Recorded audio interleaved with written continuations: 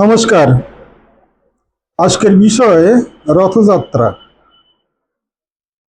আপনারা অনেকে তো এই রথযাত্রা অনুষ্ঠানে উপস্থিত হয়ে রথের দড়ি টানাটানি করেছেন।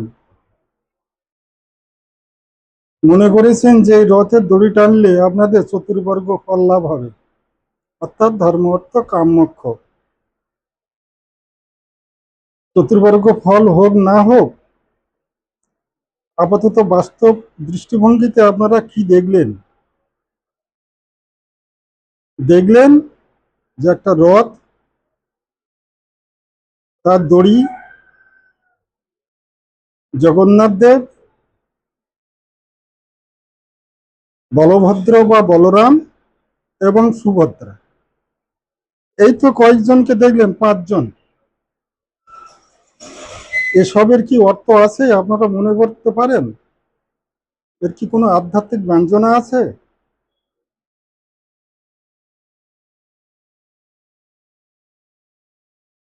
বলি শুনুন। এর আধ্যাত্মিক ব্যাখ্যা হলো রথ। রথ কি? রথ হলো এই মনুষ্য শরীর বা জীব শরীর।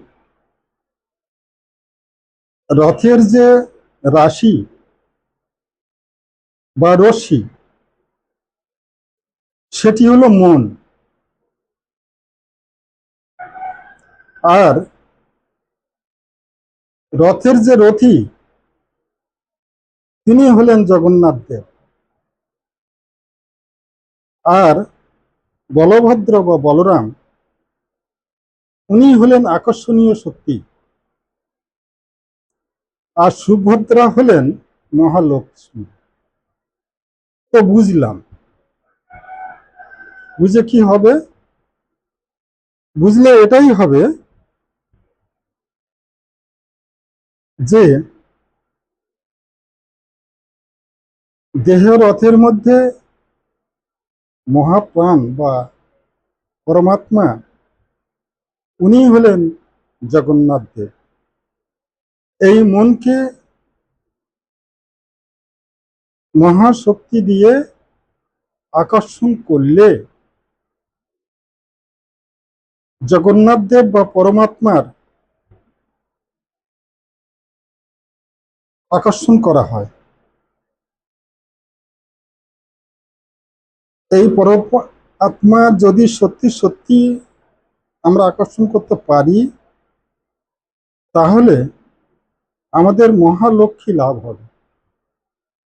মহালক্ষ্মী লাভ বলতে কি বুঝি? পরমানন্দ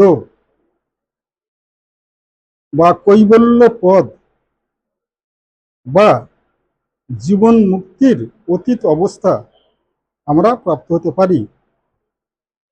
এটাই হলো রথযাত্রার আধ্যাত্মিক তত্ত্ব। নমস্কার।